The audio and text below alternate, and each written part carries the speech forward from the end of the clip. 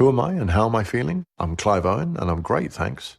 What if businesses could really understand how their customers feel, act on it, and make them feel better? It's a thing. It's SAP Experience Management. For more, go to sap.com/XM. The Starlight Lounge presents An Evening with the Progressive Box. Old moon, yeah. That's Hugo, tickling the ivories. He just saved by bundling home and auto with Progressive. Gonna finally buy a ring for that gal of yours, Hugo? Send her my condolences. Hi-oh! This next one's for you two.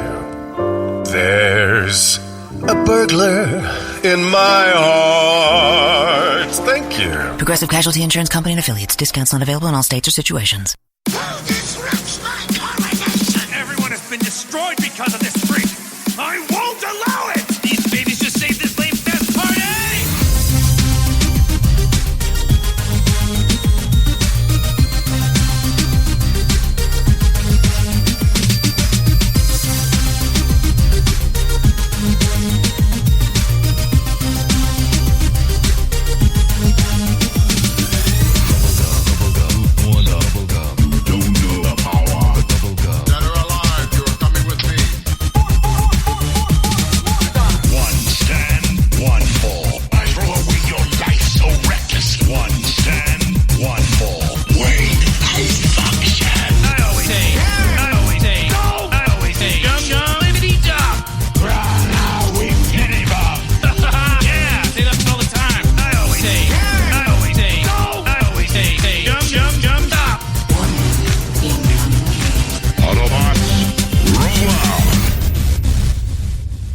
What's going on? You are listening to TWIG, the flagship of stupidity. I'm your host, Mike the Birdman Dodd, and I am, of course, joined with my compatriot, actually in studio today, not on Discord. It's Alex. I am alive. I am here. Man, it's been a long time since we've actually done a show in person. It's been hot, transportation's been weird, and Discord's been easy. Yeah, I mean, it's kind of nice being able to sit here with no pants and record the show. There's a little bit of behind the scenes for you. Because if it's hot, screw that. I'm wearing pants, but I might not be wearing a top. Together we make a full person. That's right. Together, one fully functioning adult. That's how we roll around here. So anyway, a lot of stuff to talk about this week. There's a lot of news. There was some stuff that late broke on Sunday into Monday. We're going to talk about on the show next week. So if you're wondering why we're not talking about the Kevin Smith He-Man thing, that's why. Yeah, and at the same time, it gives us time for the stories to percolate and maybe get a little more detail. Yeah, because I noticed like CNN and Entertainment Weekly's picked it up, so there'll be more details. I know when he records Fat Man on Batman this week, he'll be talking about it, so I'll listen to that podcast. What's he going to call that show now that he's thin? Thin Man? I don't know. Vegan on Batman or Vegan something? on Batman. Something like that. So yeah, we often typically start off the show saying what we've been doing over the past week. I discovered via Alex the wonders of the 2009 masterpiece movie that premiered at Toronto After Dark, Black Dynamite with Michael Jai White. Yeah. You done fucked up, Dr. Wu. Yeah, fiendish Dr. Wu, you done fucked up now. Your knowledge of scientific biological transmogrification is only outdone by your penchant for kung fu treachery. You sold me with one line. There's one, he's talking to the scientist, Dr. Wu, and he's like, watch out for Black Dynamite. Go get him. He comes into the hallway. This henchman looks left, looks right. Black Dynamite's there, punches him, knocks him to the ground. And Black Dynamite yells, can you see where I'm coming from, you jive motherfucker? And it's just the way that he screeches it. And he sold pulls me out on the his movie. eyes. Yeah, that he flings them at Dr. Wu. So many details, like, it's made to be a spoof and an homage to blaxploitation films where they were made amateurish. But it's made amateurish on purpose. Yeah, and it looks fucking fantastic. Like, I'm surprised I slept on this movie for so long. Well, see, it only made like 200,000 in theaters. I'm one of those guys that went to a screening in town when there's like 10 of us there, dying laughing. Nobody heard of it. It hit Blu-ray, and at work, I got one guy to watch it, and he was singing its praises too. But everybody kept looking at us like we, had our like two heads or something? Two heads, or like our dongs were hanging out or something. Like, what's wrong with these people? And then they're like, why would you want to watch that? And I'm like, because it's hilarious. Yeah, like I was sold on just how ridiculous it is. Plus, I've been a fan of Michael Jai White's for like 20 years. At least since Spawn. Yeah, Spawn's the first movie I saw him in, and then he was in Universal Soldier 2, The Return, I think. Yeah. Him and Bill Goldberg were the bad guys. Well, also known as Universal Soldier 4 because they had those two terrible TV movies. I forgot about those. I think one had Gary Busey in it. I think so. And I love the Universal Soldiers franchise because the wreck. Anyway, I can talk about JCVD all day. Trying to think what else have I been doing this week. Been doing a lot of reading. I got. I read comic books. I used to read it on the Boom app, which has now been retired. Now it's the Made Fire app, so now it covers multiple different companies. And I decided to branch out some of my reading this week. So I think it was published by Dark Horse, I want to say, and I got the Mass Effect Omnibuses 1 and 2. So I've been reading through those ever so slowly. Plus there's like any company you can think of exists on this app. So I'm doing a lot more digital comic reading than I have in a very long time. Still reading Go-Go Power Rangers and Power Rangers. Still thoroughly enjoying those. And I didn't play any video games this week. Like, I was hoping to finish Dragon Ball Fighters this week. I just kind of forgot about it. So, whoops. And I watched some stuff for review this week. Oh, nice. Which I'll be talking about later on in the show. Actually, I guess coming up on the show, before I get to what you've been up to, coming up on the show this week, we'll talk about some of the news that happened this week. We'll be talking about how you pronounce data, or data, depending on how you want to talk about it. A guy wearing a TV on his head. Some news is not looking so good for Hasbro, if you're a fan of the Transformers franchise. And some other late-breaking stuff that has come to our attention. But to continue on, as we often talk about, what have you been up to? Well, I pieced together the old computer I was podcasting on, which happened to be a decent gaming computer from several years ago. Threw it up on the Kijiji to sell, and was fully expecting to get low ballers. But I had a guy almost immediately message me. He's like, "This is the exact same model I use at work, and I need one for home so that I have backup parts." And he's like, "I'm willing to pay basically what you want, but will you take an Amazon gift card for it instead of cash?" And I went, sure. So Alex got himself finally a 4K TV that has HDR support. It's not the higher end ones that does Dolby Vision or anything, but it does do HDR10, the entry level true HDR. And I was able to calibrate it the way I want. It has a Roku player built in, and I was finally able to watch some movies on my Xbox One X in 4K, with HDR enabled. Same goes for playing a couple games here and there. Found out that the PS4 Pro really struggles at HDR 4K, so you got to drop it to 1080p. Otherwise, you're going to hear a rocket taking off, and it might just freeze on you. Fun! Because it's really at the end of, the edge of what you can do 4K-wise with it. Mm-hmm. So it's not necessarily going to be your best experience. That being said, I have gotten some few movies to review that came in from Mill Creek. And basically, whenever I get new ones, I post them up on Twitter now and share them. Say, here's what's coming in. I also have the gift guide that I have to work on for back to school. Back to school, sort of parents or gift yourself or whatever. Just something. Be prepared, for here's how you can have a media player on the go. What's a good streaming player to get?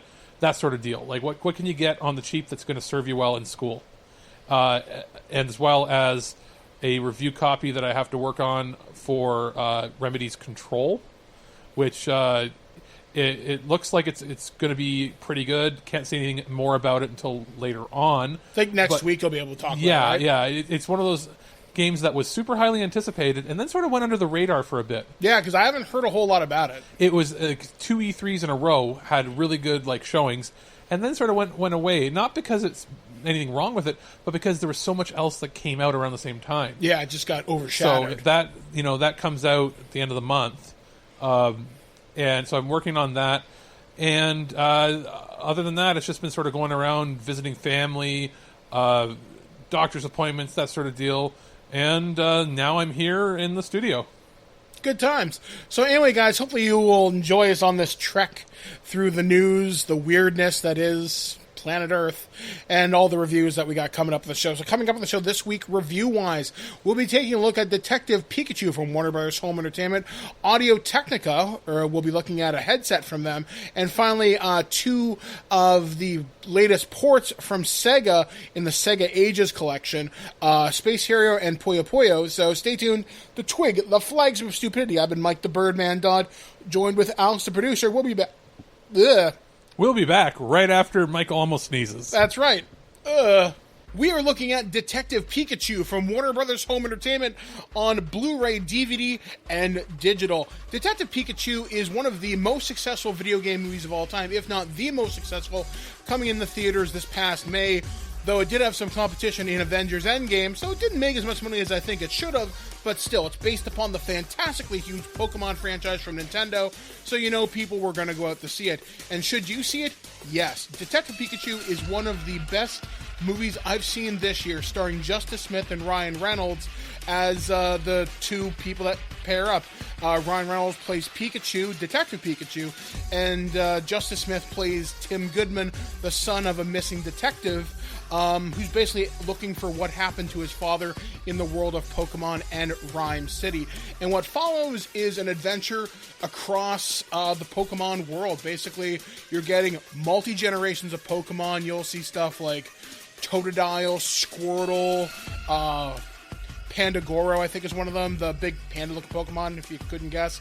But you see Charizard, Blastoise, Gengar, if you can't tell I'm a Gen 1 guy. And you get a lot of love. In fact, during the pseudo-director's commentary, which they basically call detective mode, there's like 80 Pokemon in this movie. A lot of them are hidden Easter eggs, so there's a lot. If you don't see your favorite, don't worry. Hopefully they'll make a sequel. But in terms of the disc itself, there are a lot of special features. Detective mode is the most fleshed out. Like I said, it acts as like a pseudo director's commentary. You'll have the director pop in, the actors pop in, kind of give you like these pop-up video-like facts, if you remember that from VH1 back in the day. They'll say what Pokemon's on screen, what it's weak against, strong against, some of its vital stats. You'll see like cutaways, how they did certain stunts, how they filmed certain scenes, different angles, stuff like that. And it's kind of nice. And right at the end of the movie, they have like a huge cast shot where they're in the roundhouse where they have the big Pikachu versus Charizard battle, and you have the entire cast and crew there, which I think was like near the last days of production and whatnot. And the director talking about how much fun he had, how his kids talked him into it before he could even say no. There's also a thing called My Pokemon Adventure, which a lot of these special features seem like YouTube-ish, sort of like special features, sort of things that would have come out close to the movie. Some of them are pretty short. The other one, which is called Creating the World of Detective Pikachu, there's like 5 or 6 featurettes. None of them are too long. You can get through that in about 20-25 minutes. There's an alternate opening, which I'm glad they didn't go with. It's kind of lame. There's Mr. Mime's audio commentary, which in my opinion is kind of a waste of a special feature, because the joke's right there. It's Mr. Mime, and it's basically just a replaying of the mime scene in the movie. You also get Ryan Reynolds outside the actor studio, where he talks about getting inside the head of Detective Pikachu, which is amusing.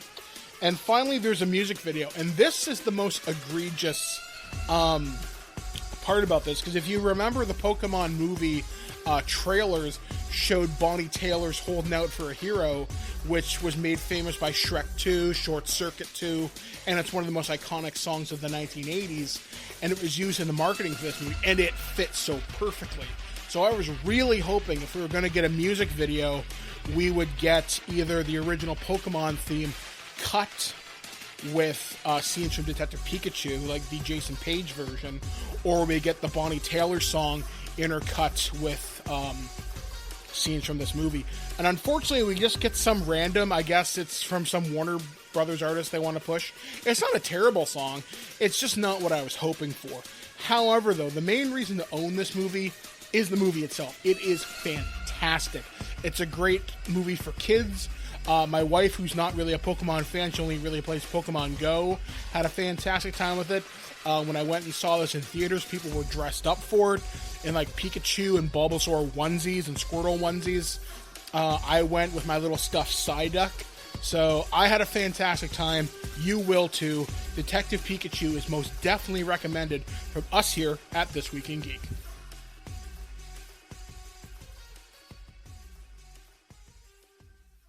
Need a new weapon in your battle against evil? Check out LibrisArcana.com for Canada's premier RPG dice subscription service. For only $7.97 Canadian with free shipping. You can get a new complete set of role-playing dice from D4s to D20s delivered straight to your door. Dice themes are new each month and can be anything your mind can imagine and beyond. Visit LibrisArcana.com and subscribe for only $7.97 Canadian with free shipping, and be prepared to open up new worlds of adventure. News on the mark! And welcome back to TWIG, the flags of stupidity. Again, I'm Mike the Birdman Dodd, joined with Alex the producer. Let's talk about the news that is and was right here on planet Earth this past week. And we're going to start things off with a bit of a doozy. I can't say I'm surprised to see this happen, but Loot Crate is facing Chapter 11 bankruptcy after substantial layoffs. So last week, they laid off more than 60 full-time employees, which I'm surprised they had that many. Evidently, things aren't looking too good for these guys. These guys owe a lot of money everywhere. Evidently, they have yet to ship products tied to $20 million in sales. Loot Crate reportedly owes more than $30 million in trade debt and nearly $6 million behind in sales tax. And I know there's a few other companies that process their credit cards. They pulled out their money fearing chargebacks and stuff like that. So that's not a good sign when your credit card processor pulls out. They usually give you a good 6 months or more to get back on track. Yeah, so according to this, to help facilitate the sale and transition, Loot Crate has received a commitment of up to $10 million from Money Chest LLC, a current investor in the company. They said, during the sales process, we will have the financial resources to purchase the goods and services necessary to fulfill our looters' needs and continue the high-quality service and support they've come to expect from the Loot Crate team. This comes from Officer Chris Davis. He also goes on to say in this piece, we've worked diligently to overcome the challenges with our capital structure along with legacy issues the company has been struggling with for the past 18 months. We are very pleased with the progress from an operational efficiency standpoint. However, the company still faces liquidity issues. After a careful review of a wide range of available options, management determined that the sale of the company is in the best interest of all parties, including our valued looters/customers and employees.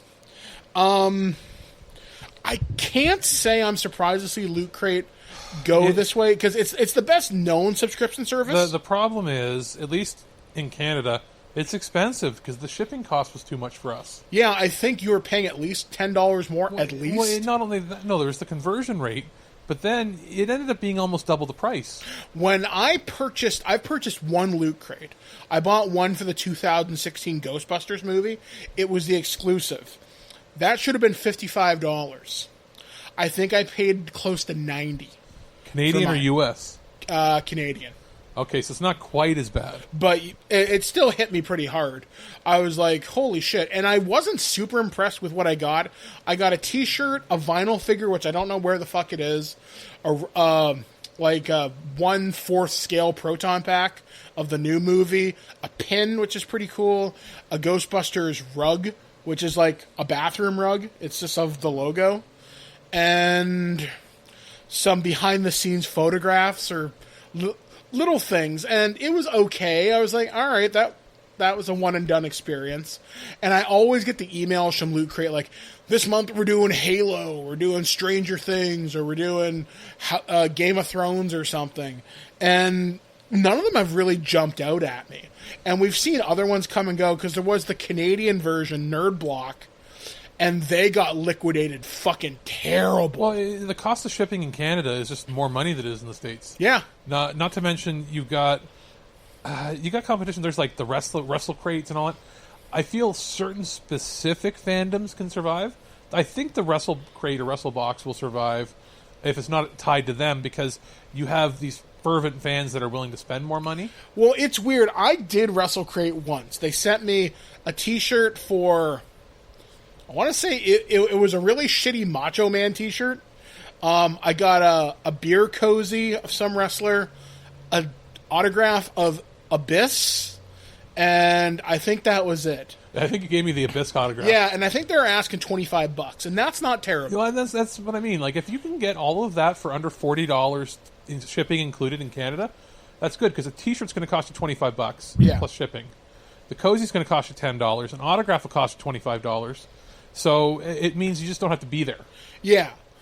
Although I'm surprised a lot of these subscription servers, like I said, have not taken longer to die out, because my wife Blair pointed this out to me. You saw Loot Crate exclusives in our dollar stores last year. Yeah, yeah. Like we saw the Punisher and Daredevil reversible beanies.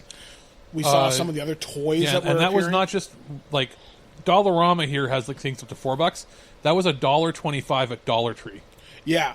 So I don't know. And that was chain wide, meaning they liquidated all that stock to them. Yeah. So I don't know. I mean, I seen some people on my Facebook and Twitter were like, "Well, I can't say I'm surprised to see it happen." No, the only ones that will survive, like I said, will be the ones that are very niche oriented, like that, or like the ones where it's like, I think Tokyo Treats, one of them where you get Japanese candies. Those sorts of things will last because it's just food resellers. Yeah. The other things that will probably last are the ones where you get where you can get like board games or used things or even there was a comic one. I think it was called Comic Bento Box. Yeah. I think they're still around. Yeah, you pick a couple random single issues and you get one trade. Another one which I don't suspect will last because the market will fall out of it simply. It's the retro gaming box or something along those lines. Yeah, where you get eventually you're going to only get shit games that nobody wants. Yeah, like I'm surprised half of them don't end up with sports titles. Somebody I knew got Diddy Kong Racing, which is a great title, but that's a rarity. You're not going to get like a Final Fantasy VII or something like that. Or you question sometimes when like a YouTuber gets it, if they know ahead of time they're a YouTuber before they send it, so they send something that's expensive in it. Yeah, so they're quote-unquote like, getting something be like, good. "Oh my god, I got Earthbound." And you'll be like, "Yeah, really? Right. Really, motherfucker?" Like, yeah. There's that issue of the dishonesty in some of those programs I've heard of. But then, like you said, there's a scarcity thing too. Eventually they run out. What you will never run out of are the comic book ones, because there's always, it's like, oh, pay $10 for a box and you get one trade, which could easily cost you $10 to $15, and then we'll throw in 5 of these like issues that would be like 50 cents each, but they're trying to clear out stock from like a giant warehouse. Yeah. And a lot of times those are completely random, and you may get a gem in there. But again, it's all in the eye of the beholder. So there's that, or ones where you get fiction novels. Like used bookstores will do that to get rid of some of their old stock. They can do packages like that, like blind boxes, and that's cool. But the ones that will survive are like ones that are food based and ones that are very niche oriented, like an anime one, or like if they did like a My Little Pony box or something. I don't think a pony box would sell, especially now that the series is starting to wind down. Yeah, but I would see like a lot of the food, food resellers, those health ones, or things that are like a Lego box, like a builder box, where you had where you could get like little Meccano or Connects or something. You know what I mean? Like if the little toys like that, or ones where you can get like pachinko machine toys and stuff. Mm-hmm. Things like that. Things that are cheap and easy to get. Especially ones that are like chocolates and things like that. Those are easy to do. It's when you start dealing with exclusives that are being built for you or T-shirts. Or designed for you. Anytime where you have to offer multiple sizes of something is where you enter into trouble.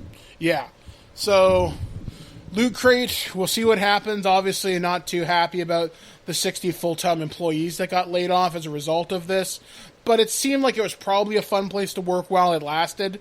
So, excuse me. Good luck to you. So, the next story that I thought I'd cover this week. This one I'm kind of surprised and kind of not. Again, goes back to how much is somebody willing to pay for something. So, this past year at San Diego Comic-Con, and a little bit beforehand, I think, Hasbro, the toy company, unveiled a 2-foot-tall Unicron figure. And this is movie accurate. And they're asking it to be funded through Hasbro Pulse, which is their like crowd backing website, and they're asking $574 US To get one? to get one. Now, this is not the first time they've done crowdfunding, because they did Jabba's sail barge last year or the year before last, I can't remember which, and it was at $500, and they required so many backers You know what? At to that do it. price, it better be 4 feet tall. So I'm looking at it, and I'm looking at the Hasbro price. So they have, to make it, they have to have 8,000 backers. There Which- might be enough. Nope. Currently, they have 2,726 with 12 days to go. Oh, wait, that's 5 US. Yeah. So those of us in, like, Australia, Canada... Oh, just imagine the shipping on this. That's a $1,000 item for us. Yeah, easily. So even the only people that might be okay are the UK, because for them that's only going to be like £300 sterling, which is still a lot of money. Like, and even then, actually England will get fucked on the shipping. And you may not see it until the earliest you'll see it is early 2021. You know, you can get like a cheap used car that'll last you a month for that. Oh, and you are limited to 5 per transaction. Is it for stores?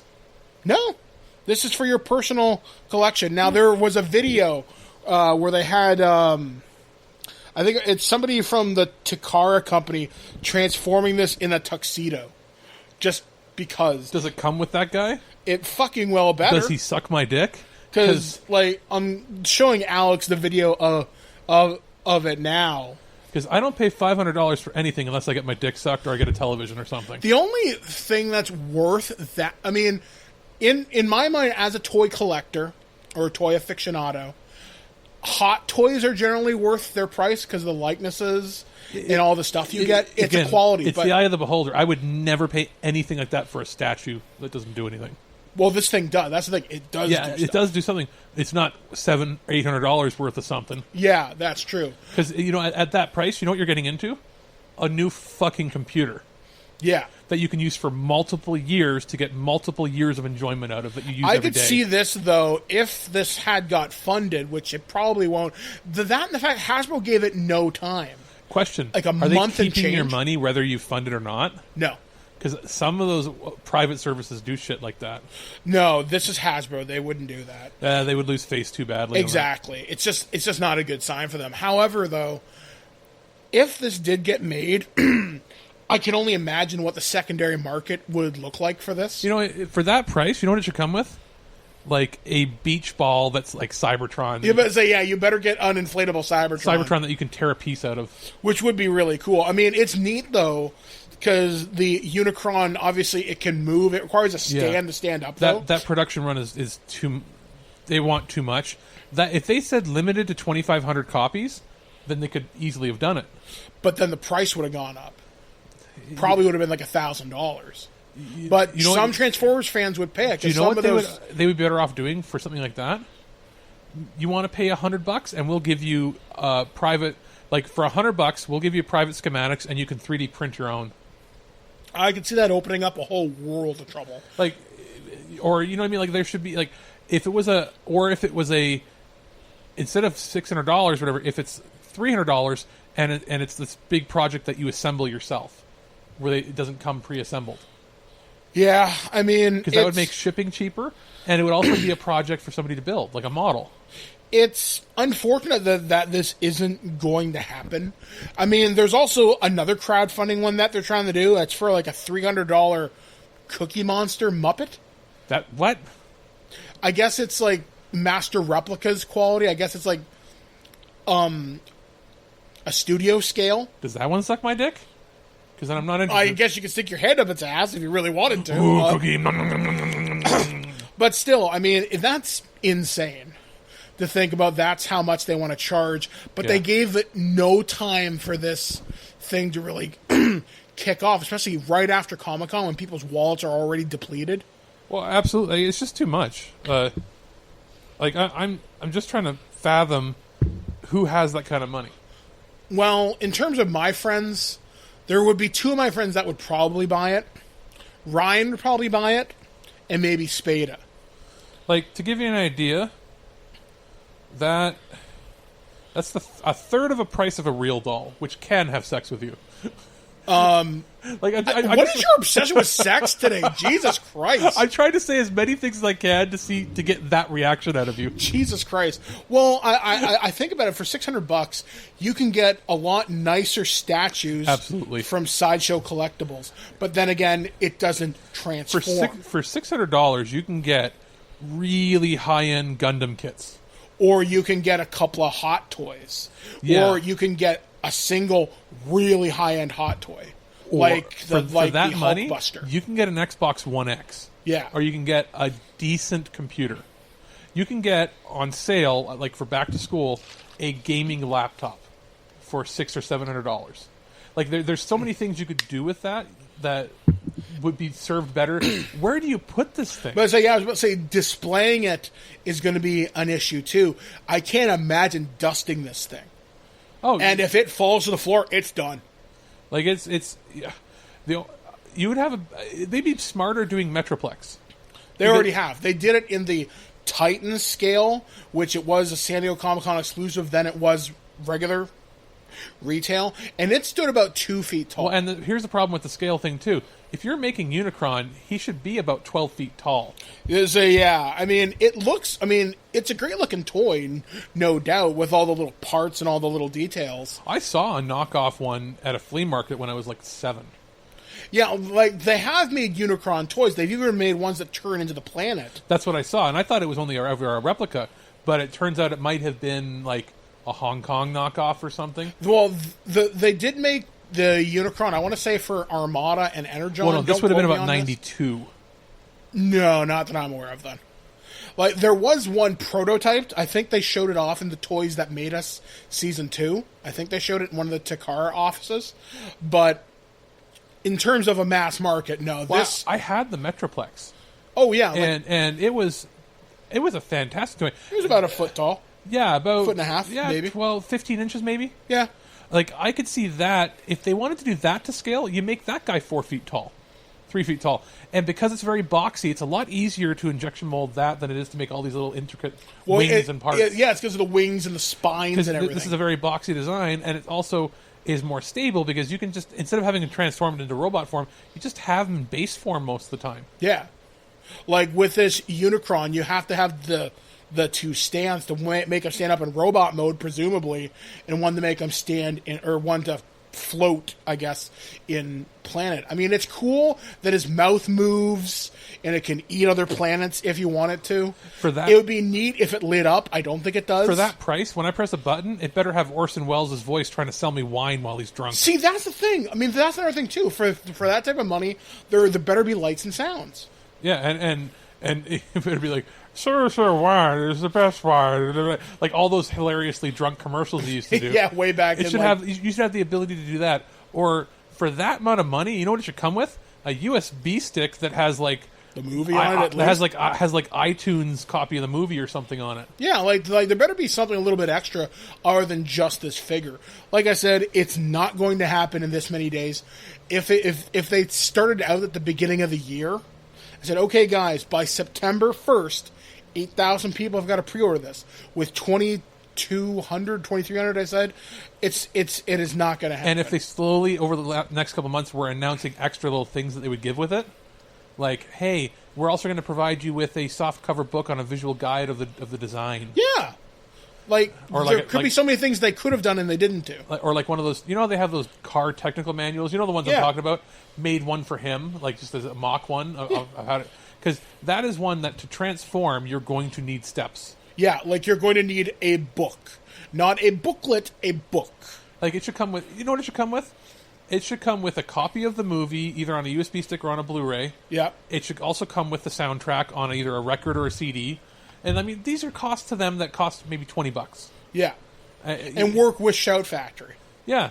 They could have done that. Shout Factory could have promoted it. They could have done a thing where if you buy the movie... get, I don't know, 2% or 5% off that figure.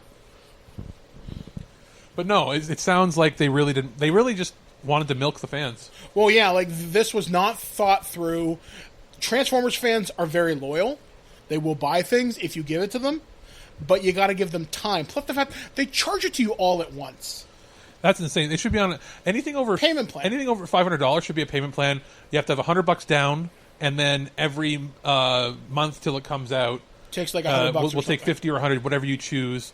And if you choose to do the financing option, it ends up costing you an extra $50. Yeah, people are willing to do that if they can budget for it. Yeah, but dropping that money right after Comic-Con, no. So moving on to our next story, this one kind of exciting, as reported by Deadline, Entertainment Weekly, and multiple outlets. Ewan McGregor is in talks to possibly return as Obi-Wan Kenobi in a Disney Plus series. Details are still sparse, but he's been talking about doing an Obi-Wan movie for years. A Disney Plus series I'm more excited for. Yeah. I want more Obi-Wan content spread out over a longer thing. I'd like to know when it takes place in the Star Wars timeline. My guess is it'll be when he's a hermit. Yeah, so between Eps 3 and 4, because he's aging appropriately into that now. Yeah, you know what? If they were smart, you put this 10 years after the end of 3, because it would be in real life about 15 years since he played the character, but that would allow them to have even episodes where you can see him looking over Luke, yeah, like seeing him from afar. You could have him interacting. You could see things like that we never saw. Like maybe he's been protecting him for years and you didn't know about it. Yeah, I mean, one of the things that I've always wanted to see, because they've done comics about it. It's happened in the Clone Wars series or Rebels, I think. Darth Maul is still alive. We saw him in Solo. Yeah, have him. You know what you could do? Have him where maybe he's not on the planet. Maybe he doesn't end up on Tatooine right away. And in that gap, maybe a 10-year period, he's actually gone and he's searching for other Jedi, like Ahsoka or whatever, where he's like looking for what was it? What's that third type of Jedi where they're like not good or bad? Gray or whatever. Yeah, where they have the double-sided sabers and the yellow lightsabers. Have him look for like remnants of the old Republic or something. Like what was he doing? Is on his path to enlightenment? Yeah. Like, there's so many possibilities here, especially since The Mandalorian is set to premiere this year. It's going to be a good year for Star Wars, and if Disney Plus, which I guess is sort of a follow-up story, this just came out today. Looks like Disney Plus is going to launch in Canada in November, along with other territories. I know the U.S. being the big one, which really surprises me, because we were talking about this before. Was Disney Plus going to get cut off at the knees in Canada because of Crave, Netflix, and all those other digital services? And my guess is it's going to be like CBS All Access, where it's stripped down. We might only get about 50% of the content until those licenses are up, because I know that Crave and other people have their licenses for the next couple of years, and they literally can't pull out or risk paying them the full price of what they owe them. Could Disney do it, though? I mean, they're Disney. They've got God's money. The problem is they could do it and then end up having to fold the service in Canada. Oh, wow. Because it's a lot of money out. People forget, like, they would have to operate as a separate entity up here. So it's all going to depend on how they stage that. But it's probably going to be like CBS, where CBS All Access in Canada has no Star Trek. Yeah, like if you want Star Trek in Canada, it's on Crave. Or I think the Netflix... And Netflix still has it, too. Yeah, the Netflix has a few of the series still. Or either they have the movies or they have the series. I can't remember one or the other. They've got the series. Yeah, the movies are on Crave. I wasn't aware of. Yeah, and then Discovery is on Crave. Yes. So there's been no word yet. Oh, wait, no, there has. Picard is airing on Space. That doesn't surprise me. Which also means this confirms. They didn't say it. This confirms that it will be weekly releasing episodes, not all at once. Binging, yeah. Because of their deal. People don't realize that the deal with Space as a co-producer means that Space airs it day and date with it, so they have to drop it 8 p.m. Eastern time at the same time. Actually, I think it's 9 p.m. Eastern that they get it in the States, where it airs 8 p.m. live here. So we're the only country that has it on terrestrial TV. Which is pretty cool. Yeah, so it means we don't have to subscribe to a service. It also means that we're the only country that gets it in surround sound, because that's one thing about these services. Other than Netflix and Amazon Prime, almost everything is stereo only, which is kind of a bummer when you're getting these 4K streams, but you only have stereo sound. But I mean, you'd think with the technology now, it would just automatically. So, but nope, Hulu, none of the other ones, they're not. They don't have any surround sound capabilities. Usually you have to wait till it hits like international Netflix or something else. Crave isn't in surround sound either, which is a bummer. You spend $20 a month and you should be able to get surround sound. Well, I think I pay $14 or something like that. If you have it bundled with your cable service. Yeah. So the last story, this one, Alex, you're going to take lead on because you found this one. And it involves two of our favorite action stars.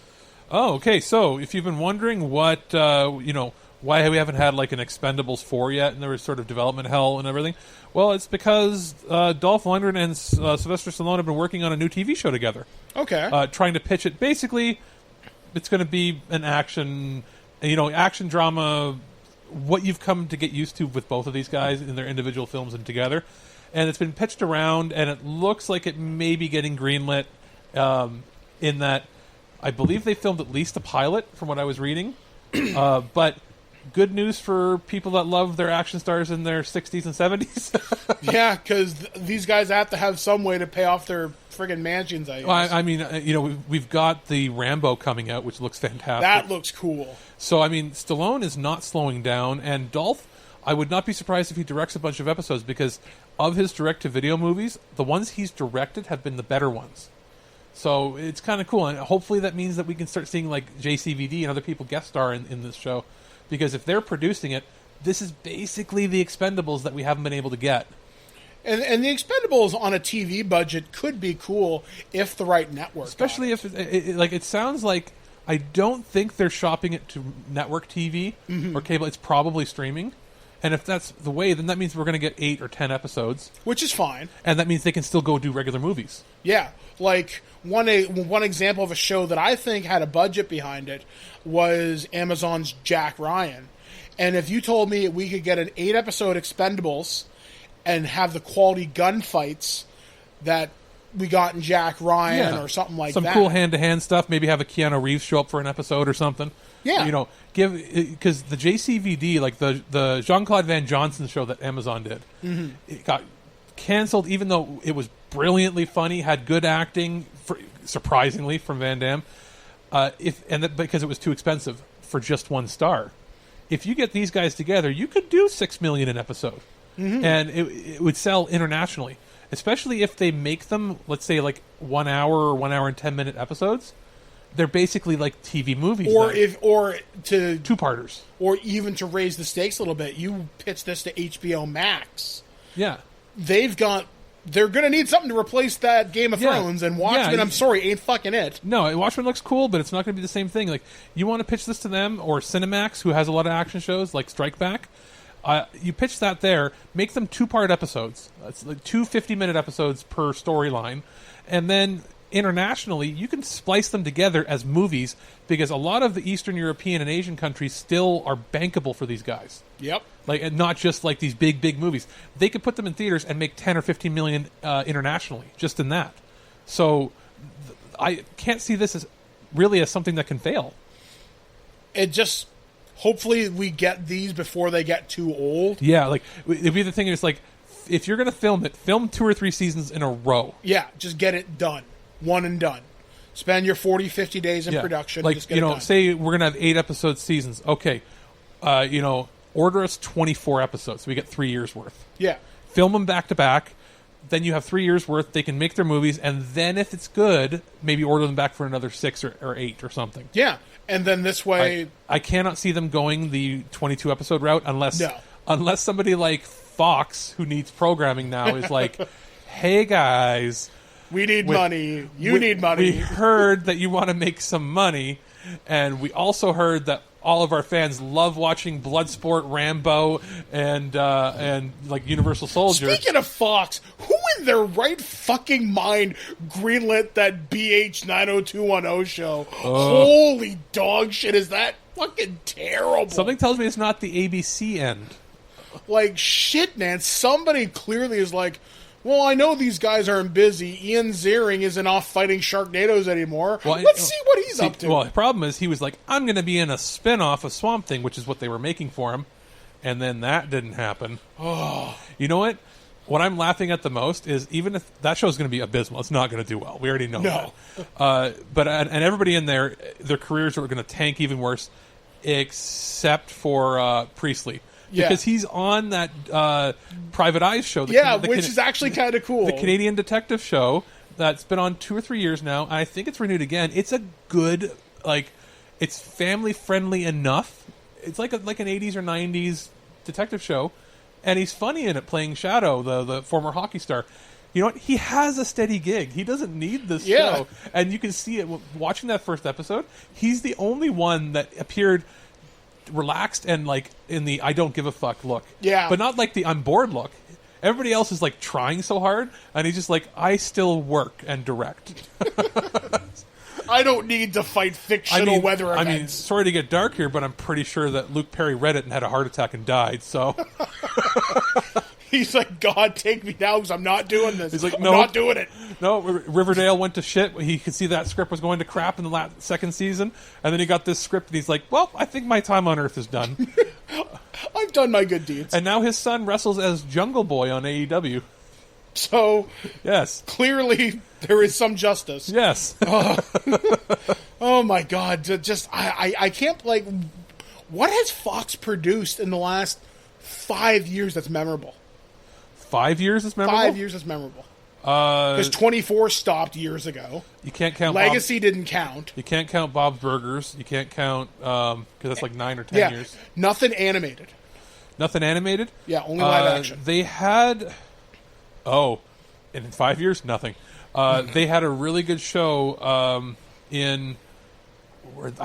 I might be wrong, but were they the ones that produced Human Target? That was a good show, but that was 2010 or 2011. Yeah, that was a long time ago. They've had a show. Oh no, they have nothing. 911 is hilariously bad. I watch it for how hilariously bad it is. Yeah, they really have nothing. Empire, maybe? Do they do Empire? Garbage. That show is garbage. It just happens to be watched by a lot of people. They don't really have anything. Yeah, nothing that fits that 24 demographic. Nothing. Or even their dramas are... They have had fantastic science fiction shows, Almost Human was theirs? I don't know. There's been remember Terra Nova? Yeah. They've taken risks by making really good science fiction shows that they immediately cancel. Sleepy Hollow, I think, was theirs. That was good for season 1. And then everything else was shit. Everything that goes past one season for them has been shit. Everything that lasts for one season is good. The X-Files revival, I like the last 2 seasons, but that's a revival. That doesn't count. But it ends on such a shitty note. Here's the thing. If they bring back, Millennium, maybe I'll be happy because I love Lance Henriksen. But, nothing. They have nothing. And from what they have coming up in the fall, I don't think they have anything either. Oh, shit, the Orville. Okay, so all right. They have one. They have one, and that's because and then they threw that to Hulu. Yes, because he has pull. They I guarantee you they wanted to cancel him. Yeah, and he was like, "Fuck you! I'll take fuck you! I will take because I will take my toys and go home." Remember when they canceled Family Guy? Yeah, he retained ownership when they brought him back. He gets to end that show on his terms, and they do not want that to happen. He basically is handling 90% of their programming. Yeah, because it's that American Dad. That's on TBS. Yeah, but it's that, and then all the other stuff he has his fingers in. And I used to not think very highly of that man, and then he's proved me wrong in the last 10 years. With Ted. Yeah. And the Orville, they have one shining beacon, and they canceled it and moved it to Hulu. Good job, Fox. You done fucked up.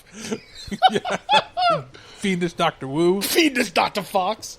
All right, we'll be back right here on This Week in Geek. This is Alex's review from Audio-Technica, and it is a headset that, we'll get your opinion on it.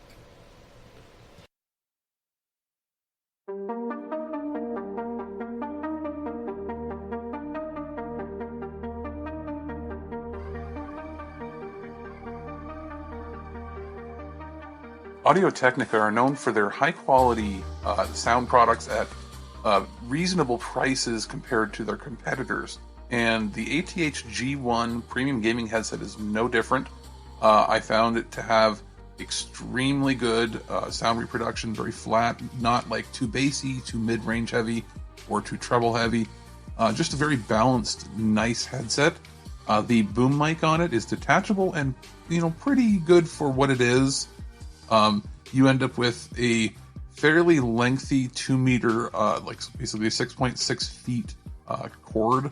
As far as connectivity goes, it comes with one of the 3-prong, so it can be working in like anything like your gaming controllers to your phone.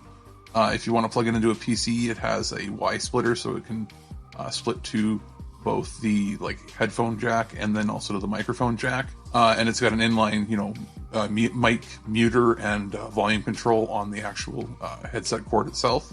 The only downside to the set is the build quality is kind of surprising in that it feels and looks a little cheap for what you're paying for. And that's just, from personal preference. These are not going to be like your daily drivers. You're probably not going to want to take these too much on the go because, they're retailing for about $170 American, which are fully worth it for the sound quality alone. Like, these are going to be miles above what most wired gaming headsets sound like. These are basically like $170 good, audio headset, like headphones, as far as fidelity goes.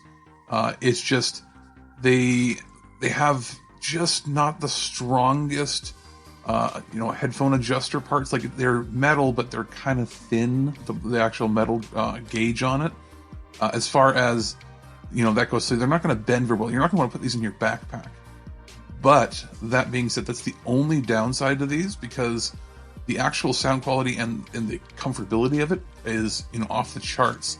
They have the sort of leatherette feeling like earphone cuffs, but they're not like very, very sweaty, or they don't hurt wearing them for long periods of time. And you can adjust the actual headset size, the straps at the side, to like a gigantic head, even bigger than mine. I have a hard time with headphones usually because I just have a very large head. So I found that to be very comfortable. So as far as wearing them around the house for your gaming and everything, you're going to be fine. But these aren't going to be ones that you could really want to convert and carry with you on the go or take with you a lot of places, because it doesn't include like a carrying case or anything for the headset either. So at $170, it's worth it for the quality of the actual audio. But I do think if your concern is durability, these aren't going to be the most durable. So keep a set of earbuds out there for when you go on the go, but for home use, as far as gaming goes, and as far as listening to music, these could be your daily drivers for home. The actual microphone has a pretty good response, and in testing it, I used it for, like on my phone for using calls, as well as playing a little bit online, and everybody told me that the fidelity and what they could hear was clear and nice, and, it wasn't overpowering at all with any high-end or low-end or anything. So it's a nice, clean condenser mic that's built in, and you can unplug that mic if you want to just use it in headphone mode, which is pretty cool as well. Now, as far as, like I said, the audio quality, it's pretty darn good. Frequency response range on this is 5 to 40,000 kilohertz. So on the upper end of what most like regular headphones do before you start getting into the audiophile category. Big deal here is it has a maximum input power of 1300 milliwatts, which basically means you can drive these things really loud before they distort. So that is a big plus, because a lot of gaming headsets forget about the quality. They usually go for how it looks. Does it light up and have RGB lighting and all this crazy stuff? But then they forget that, hey, maybe I want actually to have like good sound. What a concept, eh? So that being said, this is going to be recommended for, home use. This is going to be great for using it on your Xbox or PlayStation. Same even for PC gaming. I ended up using it with my phone a fair bit, and it's very versatile that way. So if you're looking for something that is going to have really good sound quality, that isn't going to break the bank too much, because there are other headsets that even I've reviewed that to have the same quality as this are about $100 more. So it's all going to depend on what you want. If you want something that has, a super premium sound quality, and then, you're not as concerned about having super durability for on the go, then these are going to probably be the headsets you want to get.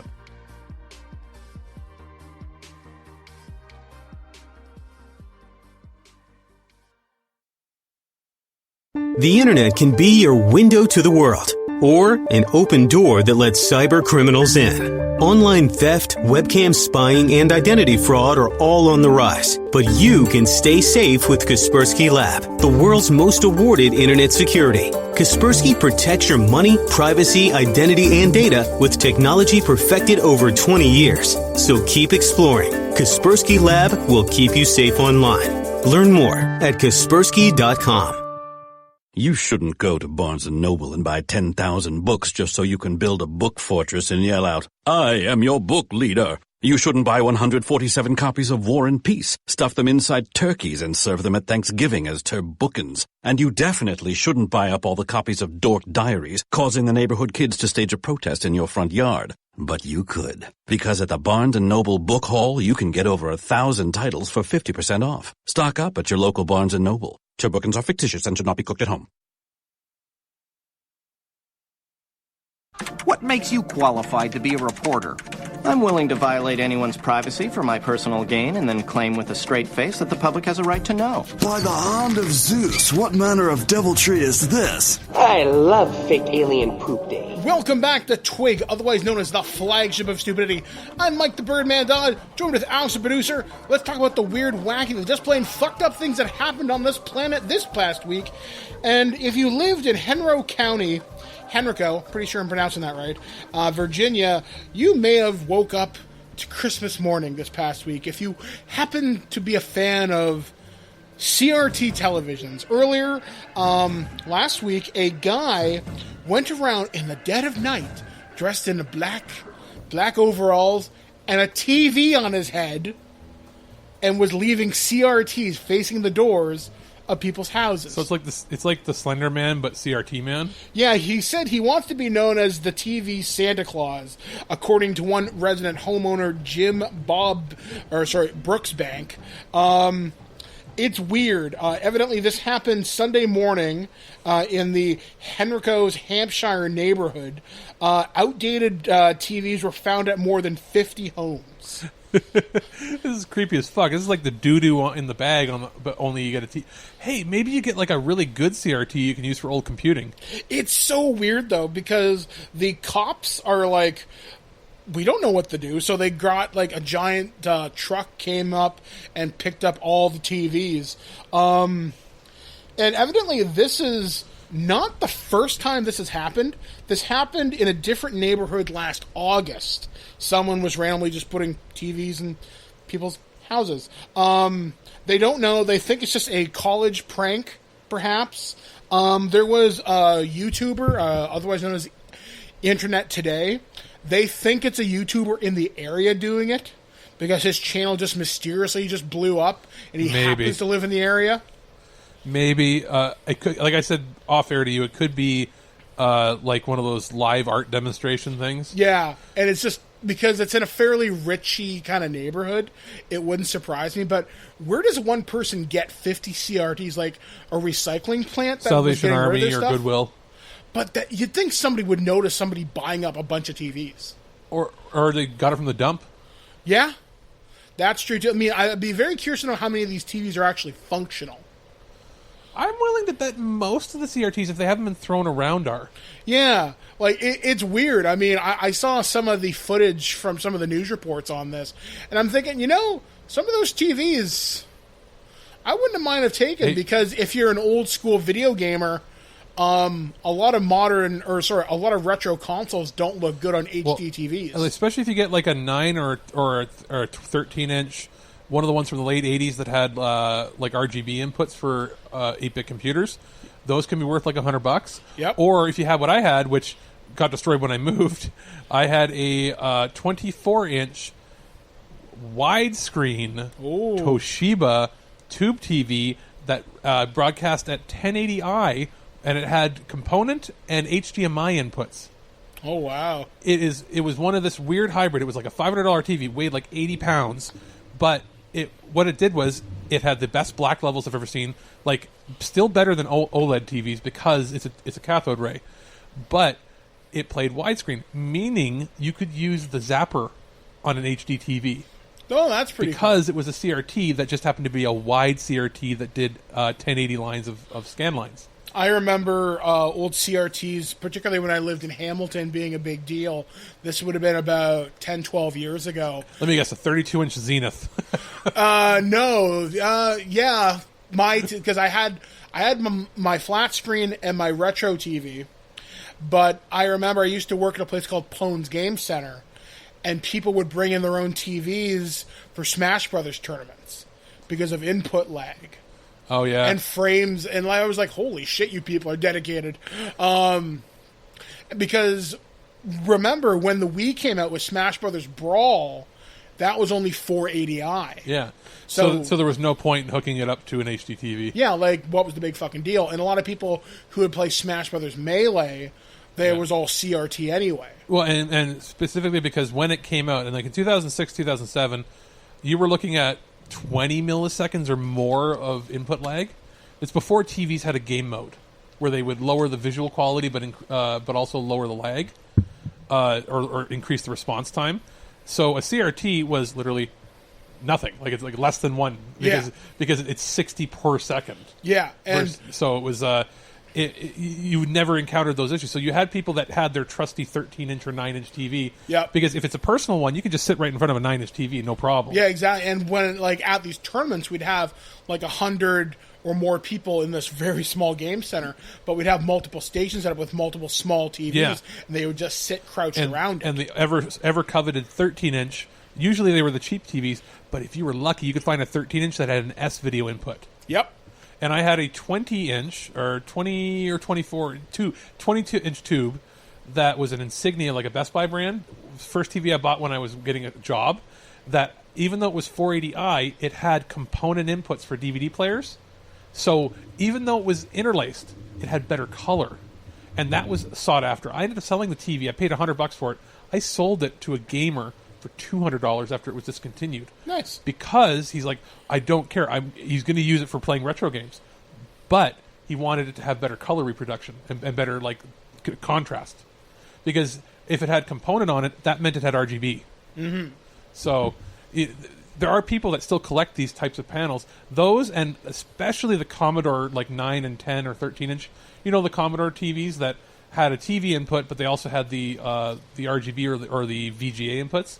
There's people out there now that still look for a decent quality 13 or 14-inch monitor to use for retro computing.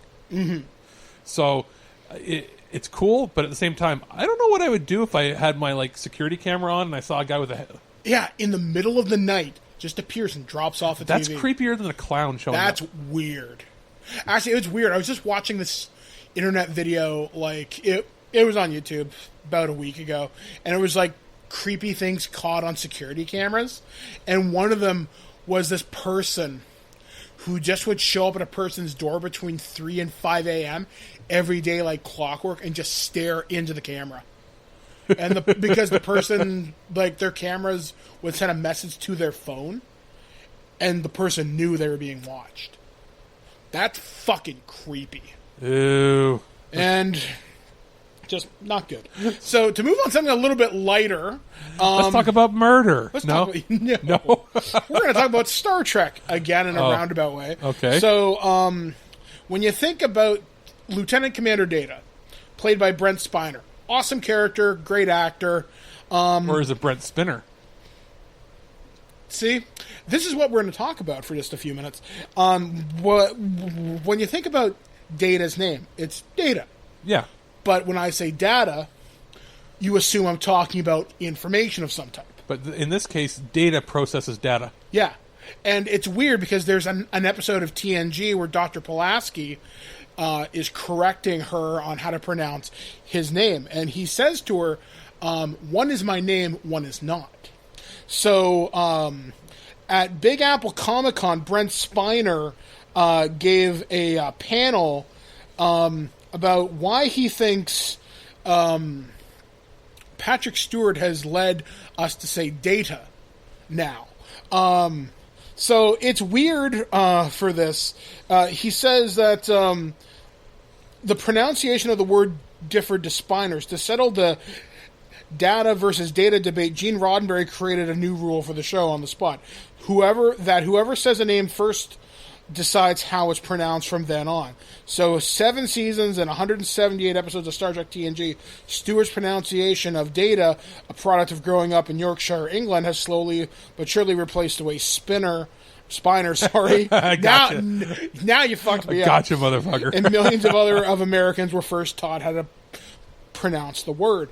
Undoubtedly, there will be those that disagree with this. However, Google takes Captain Picard's side, and so does the Oxford English Dictionary. Because that's the way you say it. Yeah, it sounds right. The Oxford English Dictionary, also known as the dictionary. Yeah. Like people can say there's Webster's. No. Fuck off. Like, Oxford Dictionary is the dictionary. Exactly. It's just the one you accept. And yeah, data is a character name. Data is a form of information. Yeah. Data processes data into information. Yeah. It makes sense to me. And I found that kind of funny this week. So thank you, Gizmodo, for that story. Our last story, I don't know how the fuck this ended up in Forbes magazine. Uh-oh. So evidently, somewhere in the depths of Michigan, West Michigan, there's a man. In West Michigan, born and raised. His name is Kelvin Horton. And do you want to know what he's famous for? It's Michigan. He has the world's largest collection of VHS Shrek. Oh, yeah, I saw that. He, evidently, he's amassed more than 170 copies of the movie since 2014, the year he first got his first VCR. Does the article also talk about when he was diagnosed with crazy mental illness for this? Like, are you serious? He says, my brother Cody, who holds a film and video degree, started to get me into film and film history around the same time. So he got me into one film history. I picked up my my first VCR, and that started my collection of classic films on tape, as well as his own collection. He and I now live together with a couple of roommates, and between the two of us, we have a collection of over 400 films on VHS, not also including Shrek, on display in our home. Some of them date all the way from 1939 to 2018. Yes, there was a VHS tape released in 2018. Yeah, there's private ones, independent, but the last major release was A History of Violence in 2005. I remember that specifically. But yeah, evidently he just founded he wanted to capitalize on a meme, and he found it somewhat entertaining, as one of the most memes consisted of individuals pretending to have an unhealthy obsession with Shrek and being devout to him in all senses of the word. I found this funny and absurd. He's pretending, huh? Now that he's been called out on it. Well, he says, I found this funny and absurd due to my own personal lack of enthusiasm for the film as an adult. I started collecting Shrek because I love to make people laugh. I have always been someone who wants to bring joy to those around me. Absurdism and deadpan humor always brought me joy and brought joy to my friends. Now, there's another guy, and I can't remember what specifically it was. It was either copies of Jurassic Park on the Super Nintendo, or it was VHSs of Jurassic Park. It's Jurassic Park on the Super Nintendo. Which is there's a picture of him. He has a refrigerator full of it. And I made a reference. I ended up posting that on Facebook to The Beat Goes On, the local chain that has like 10 locations. Yeah. Because each location, when you would go to your pickup, when they had an order come in, let's say somebody ordered online, they wanted to reserve something, they would have something that popped up with like, it would be like a ding dong, telling them that their order's there. Yeah. The Kitchener location that was near my house, which is now closed, their thing was it would just pop up Jurassic Park, and it would repeat it over and over again to no end because the manager thought it was funny and locked them out of changing it. So every time I was there, Jurassic Park. So I posted it to Facebook, and the response I got was, "Oh God, don't start that again." They thought they were rid of it now that it was closed. Because I just said, "Hey, it reminds me of the old store, Jurassic Park, ... Jurassic Park, ... And then below that's a picture of just millions of copies of Jurassic Park. That's so fucking random. Just the fact that somebody at Forbes decided to pick this up as a story. Yeah, it tells you it's a slow news week. Yeah, it's weird. I mean, obviously we got weirder stuff to talk about next week. But, yeah, those are the stories that made the headlines for us this week in terms of just plain weird. It's kind of nice to talk about absurdism as opposed to science or weird monkey men. And we didn't talk ethics. about murder. No murder this time. Yeah, no murders, body parts, and Frankensteins. Yeah. Well, I talked about sex dolls a bunch because I could. Yeah, you fucking sex dolls and fucking Unicron. Yeah. Fuck be wrong with you. On that note, we'll be back right after these reviews of Alex taking a look at some Sega classics from, Sega. That doll would have been worth it if it came with a sex sleeve. If you could see my face, folks. Yeah, he looks very disappointed, but also amused at the same time. That's how I roll.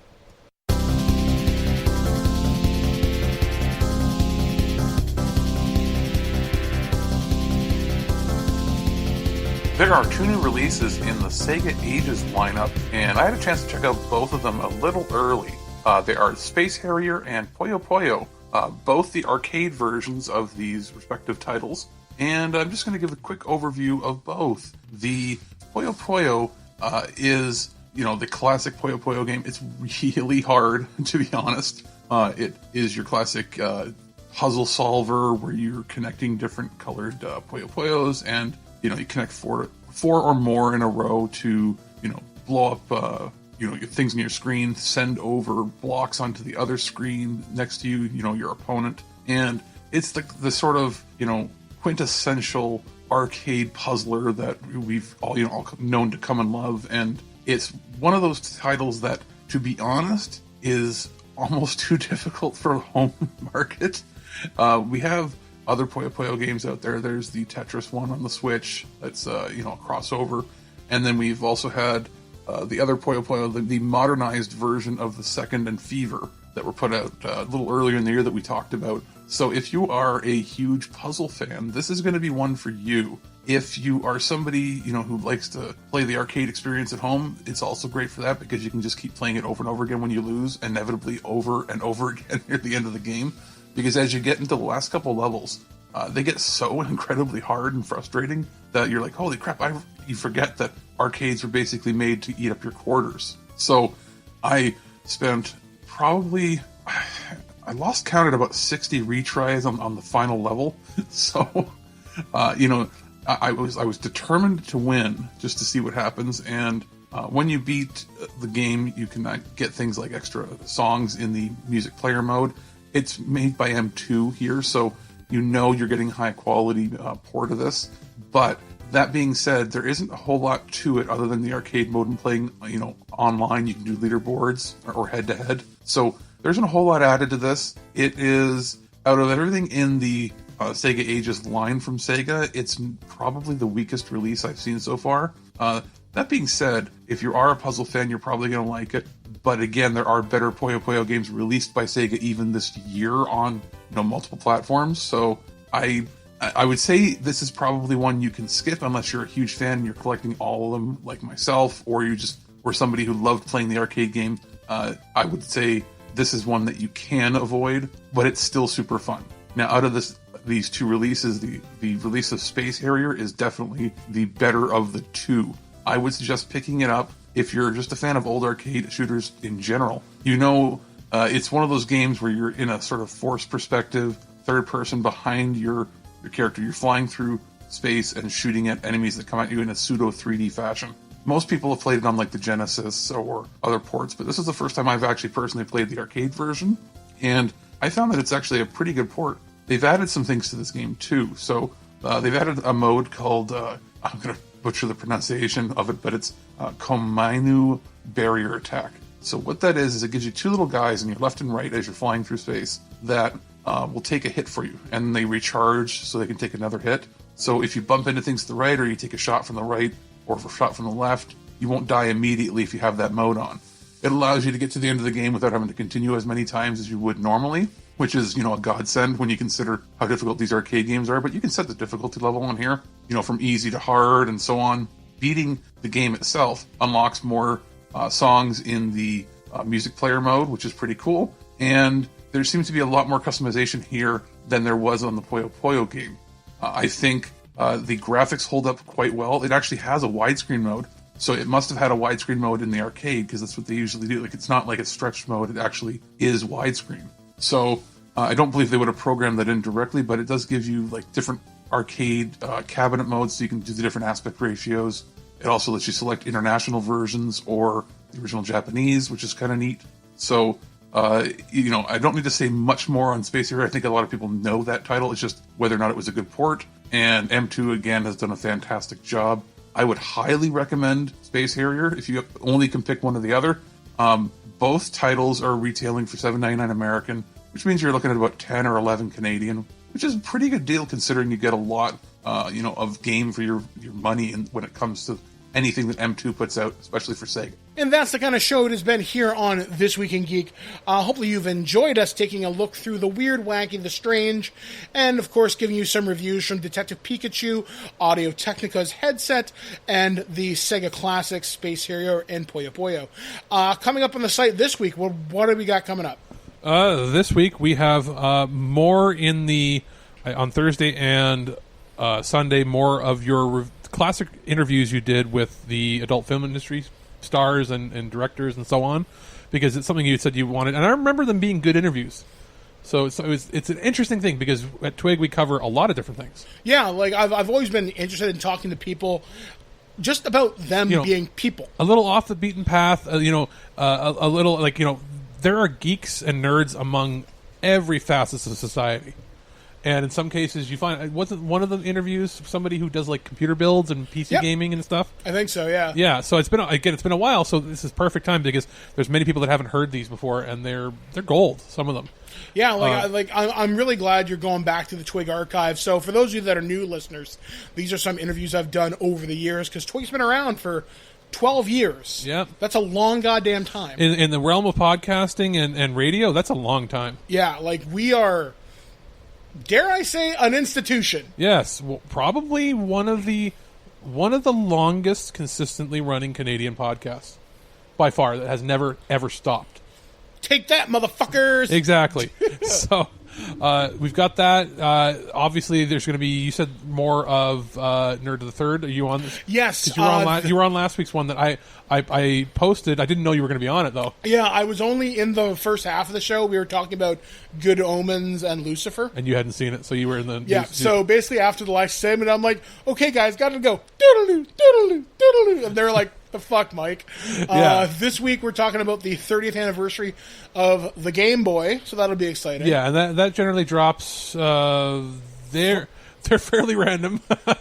You'll get it this week. It's just a matter of what day. Basically, if the main show is posted Wednesday or so, which is usually what they aim for, then we'll have it on our site Thursday or Friday. Yeah.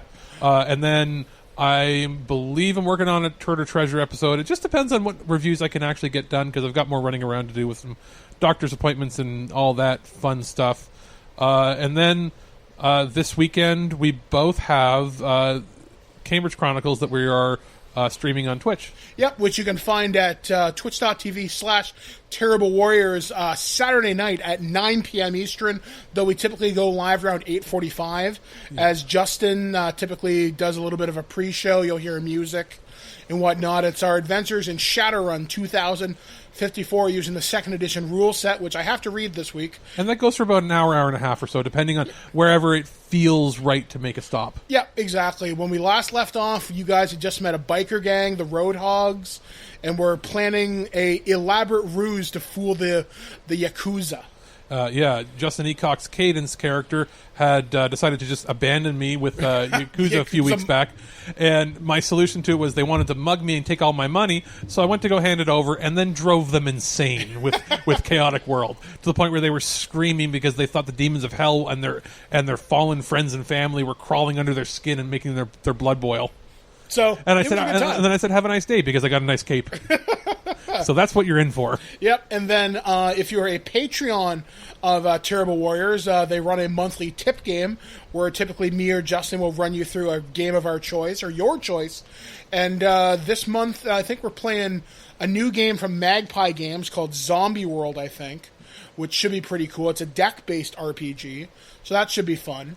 And then, you can find out more information by going to patreon.com/Terrible Warriors or terriblewarriors.com. Coming up from me this week, I'm reviewing Godzilla King of Monsters, and I'm also reviewing Rocket Man, which I've been looking forward to seeing all summer. I just got it on Blu-ray from Paramount. And I've been promising a D&D review. I just didn't realize how thick this book was, so I'm going to be reading Acquisitions, Inc., which is based upon the long-running D&D actual play podcast from Penny Arcade, and then how you can integrate the corporate structure into your D&D world. And it's interesting. It's actually kind of fun, so I'll have some thoughts on that later on this week. So hopefully you'll keep it locked to thisweekingeek.net, as you often do, and we do thank you for your patronage. So until next time, we have been Alex. I've been Mike the Birdman Dodds, and live for your Die Hard. And as always, in the famous words of my friend Jackie Bam Bam from WMMR, be cool, be kind, be careful. We'll catch you guys next time, right here on thisweekingeek.net.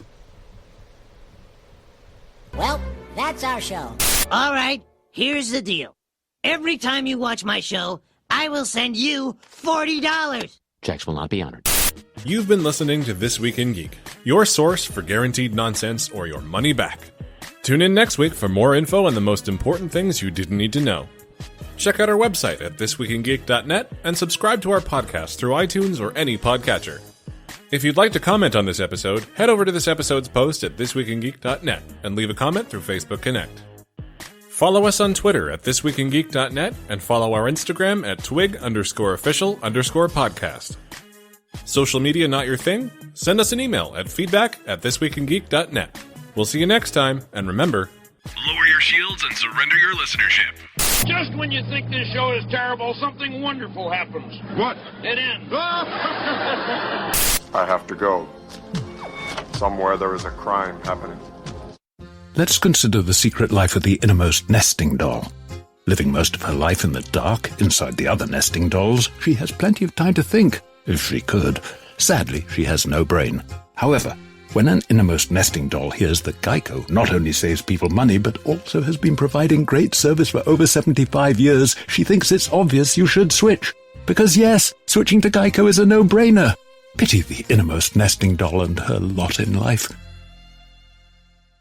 Your home is important. That's why Geico helps make it easy to save on condo insurance. Because home is more than just a place. Home is where you took minimalism too far because there's only one chair in your entire condo and your only entertainment is one card. Not even a deck of cards, but a single card. And all your guests have to share one plate and one fork, but you're convinced that less stuff means more freedom.